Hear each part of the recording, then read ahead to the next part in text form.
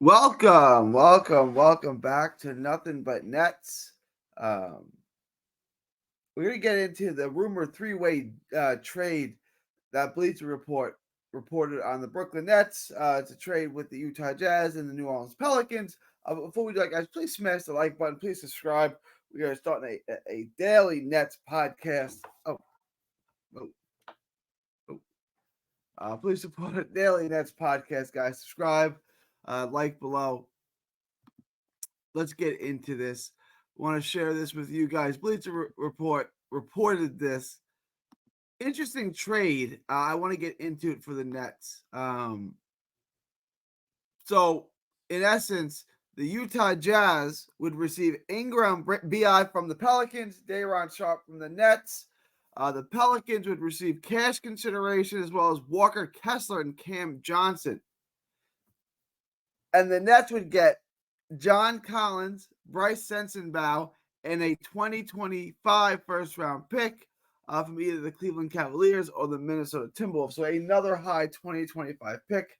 They would get 5 first-round picks in 2025.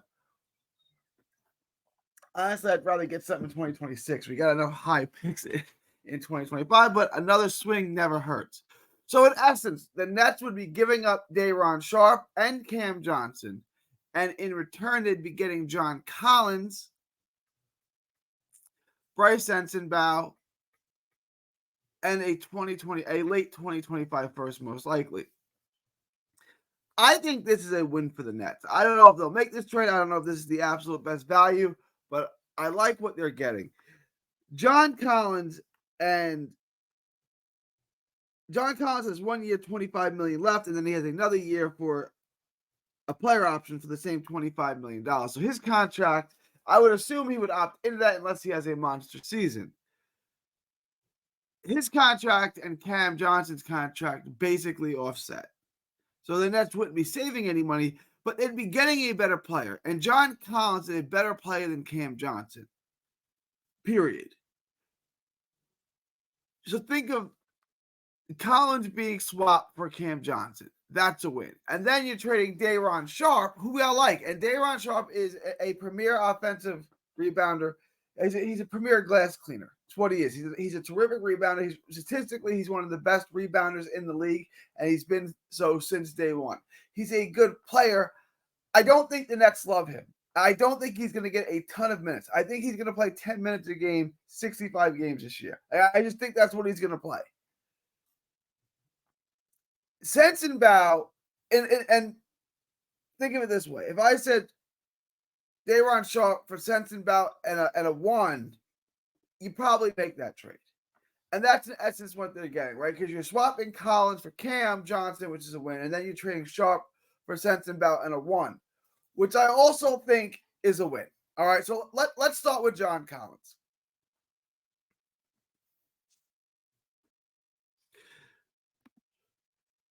He's a much better athlete. He's a tremendous athlete, 6'9", so about the same height and the same contract as Cam Johnson. He's a 3-4, but he's more of a 4, whereas Cam Johnson is a 3-4 and more of a 3. He's going to average twice as many rebounds as Cam Johnson. Twice as many. He's going to average 8. Cam Johnson's going to average 4. He averaged 15.1% on 53, 37, and 80 splits. So he's going to be as efficient, and he's going to average more points. He can finish better. He can block shots. He can do a lot of things. Cam Johnson's a stationary shooter. Cam Johnson was sold to us more than that. He's a better defender. He's a better wing defender than John Collins. But John Collins has way more upside. I understand they're both 27. I think Cam Johnson's 28. So they're not getting better. This is kind of the finished product. And I understand that. But the finished product of John Collins is so much better than Cam Johnson. Cam Johnson's a stationary shooter. That's all he is. That's all he's ever going to be. He's probably an average to slightly above average wing defender who's soft as Charmin and can't finish at the basket. He's improved nothing. He's added nothing to his game. He's a guy that you can have on the court in closing time, but he doesn't really offer you much. John Collins is a guy that can finish at the rim. He can block shots. He can rebound. He can score in 3 levels, or really 2 levels near the basket. He's got tremendous athleticism. He's got that, it's not just the dunk on Embiid, but go watch the dunk on Embiid. His athleticism is insane. His ability to finish, he can get to the line. He can do a lot of things, and he can shoot. He's crazy efficient. He had the 1 year in 1920 where he averaged 21.6 points a game on crazy efficiency shooting. He had 58, 40, 80 splits. But typically, he's going to score a lot around the basket, and he can still hit the 3-ball. It's not like, it's the biggest part of his game, but he can certainly do it. And I wanted to pull up the numbers here to kind of make the case here. John Collins has a ton of potential, way more potential than Cam Johnson. Listen, Cam Johnson a one, and this is not going to be the dump on Cam Johnson podcast, even if it seems that way sometimes. 6'9", 235. You look at his 3-point percentage. He hits basically 1 3 a game. Over the last couple of years, it's been slightly more than that. He's taking 3 threes a game. So think of him as 1.2 threes per game he hits, and he takes 3.2, 3.3 over the last 5 years. He's not, again, he's not a high volume 3-point shooter, but it's also not something he shies away from. He plays 30 minutes a game. He takes 3 threes. It's kind of what you want from your 4.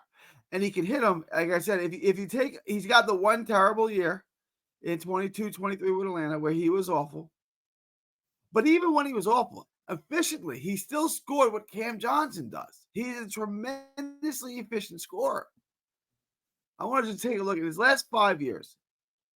He's shooting 36.1% from 3, and that takes into account his one abysmal season. His effective field goal percentage is basically 60%. He's a more efficient scorer than Cam Johnson. He's a more versatile scorer than Cam Johnson. He's a better rebounder. He averaged 10 rebounds in the season. Cam Johnson could never do that, and he's a better shot blocker. He's a better finisher. He gets the line more. He can get the 3-point play. He can get the N1 and finish. Cam Johnson can't. Cam Johnson's a better shooter. That's it. Now, the other part I really like about this trade is Bryce Sensabaugh. This is a good player, guys. 20 years old out of Ohio State. Played his first year. I don't know if you guys are overly familiar with him. He played very few minutes. He played in 32 games. He started 11. I didn't realize he started 11 games. He played 584 minutes throughout last year. Now, he did not shoot the ball well at all. He does shoot a lot of threes. He needs to settle that down a bit. He's got a good mid-range shot. He's kind of a throwback player. He's 6'6", 235. He's got a really strong, thick body. He's strong as an ox. Defensively, he's going to have issues. He's a high-effort guy, right? So that's not the problem. The problem is he's a 6'6", 4. They list him as a small forward. He's a 4. If he's guarding threes, he's too slow. He's not that fast. He's not slow for a 4, but he's slow for a 3. You understand what I'm saying? You understand the issue is he's going to have problems guarding quick threes, and he's going to have problems guarding 6'10" 4s because he's only 6'6". But he's a higher effort guy. His defense can get better. He's strong, so he can body up with people. The way that I would describe him is a 6'6" Julius Randle. He can hit the long ball. He can shoot a little bit, but that's not really his game. I think he will develop into a better 3-point shooter. If he can shoot the 3-ball at 35%, which is still a pretty good increase from what he is now, I think that helps. That'll also help boost his field goal percentage because he does shoot a healthy amount of threes. But really, his mid-range game, his ability to get to his spots in the mid-range and hit mid-range shots is what I really like about his game. He rebounds well for a 3, but not for a 4. So he's kind of an in-betweener, a 3 and a 4. But he's going to play the 4 because of his physicality and his strength. Can he become a better rebounder? I don't know. I think this is a guy with upside. He's strong as hell. He can handle the ball. He's got handles. He can take the ball to the rack. He can finish. He's got that NFL tight end body. He can create space. Like he can get up his own shot.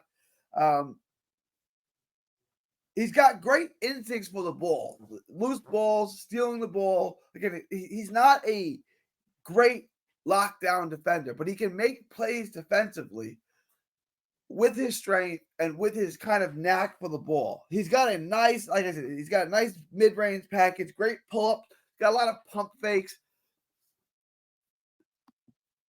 Offense is still built around the mid-range, right? Like it's still, the mid-range is vitally important, and he's got that. If he can add the three, which I think he can, he's got a nice stroke. He can become a really good three-level scorer. Now, he's not going to be a guy you run your offense through, but he can become a nice piece that can score at all ranges. This is a piece that I think people are overlooking. This is a guy that was picked 28th overall. Not a ton of, but a good player, a really good offensive player who can pass, who can dribble, who can drive. Like I said, he can dish. He's really good mid-range pull-ups. He's got a little post game. And I think with another year of experience, I think this is a guy that's going to improve his three-point shooting, because he shot 29.6 from three last year. He's a much better shooter than that. You can tell from his stroke that he's a better shooter than that. This is a guy that should be able to score. And you're giving up Cam Johnson, which you want to get rid of Cam Johnson, and you want to get a first-round pick for Cam Johnson. And in essence, you're getting a first-round pick back in this. I think this is a win for the Nets. I don't know how realistic this trade is. If you look at it for the other teams, let's take a look at it one more time for the other teams. If you're New Orleans, you're getting Walker Kessler and Cam Johnson and cash considerations. That's a lot. I don't know that this Pelicans team, I don't know if they want to break it up. I don't know if they want to separate. But you're getting Cam Johnson and Walker. Walker Kessler is a very good player. He's an all-star caliber player. And then you're getting Cam Johnson, who kind of fits in with Herb Jones and Trey. And he's that guy that can stand on the perimeter, catch and shoot when Zion is taking the ball. And now you have DeJounte Murray, too. Defensively, you're going to be a good team, right? And I know Zion's going to have the same problems defensively that Bryce Etzenbauer is going to have, right? Like, what position does he cover? But the rest of these guys now, Cam Johnson, Walker Kessler, DeJounte Murray, Herb Jones, they can make up defensively for what Zion lacks. So, yes, you're giving up Ingram, you're giving up an all-star player, but you're getting a lot in return. I like the trade for New Orleans. The Jazz are getting Ingram and Sharp. So, this is interesting because Sharp is going to definitely play a role for the Jazz. I think he fits in nicely. I think he comes off the bench, and I think he cleans up the glass. I think that's a guy that Ainge likes. Are they going for it this year? I like Ingram, and he's become a better two-way player. I think Ingram's a great scorer. I want him for the Nets. I've been on the record saying that many, many times. Is Utah trying to make the playoffs this year? If they are, I like this trade. If not, I don't love this for them, because Ingram's going to be a free agent. I would imagine they're going to try to work that way. They would keep him. But if they're trying to tank, this makes no sense. And if they're trying to compete, I don't know if this makes sense for Utah, because Ingram's only got 1 year left on his deal. So unless they can extend him, why would they? They're not going to win a championship this year because they got Ingram. They could compete for the playoffs. I think they could be in the mix for the playoffs. But they're not a play-in, I should say. They compete for a play-in spot. But that's not your goal. And then lose Ingram. So it makes sense for the Pelicans. It makes sense for the Nets. I don't know if it makes sense for the Jazz, and that's why you don't beat Danny Ainge in a trade. That's why I don't know if this gets done. I could see why the Jazz would make it, but you would have to extend Ingram for this to get done. But I like the trade for the Nets. Let me know what you guys think. In essence, you'd be giving up Day'Ron Sharpe and Cam Johnson, getting John Collins, Bryce Etzenbauer, and a late first rounder. What do you guys think? Leave your thoughts, comments below. Please like, share, and subscribe. Follow me over on social media at 3D Boxing. From Texas to the world, thank you, and God bless.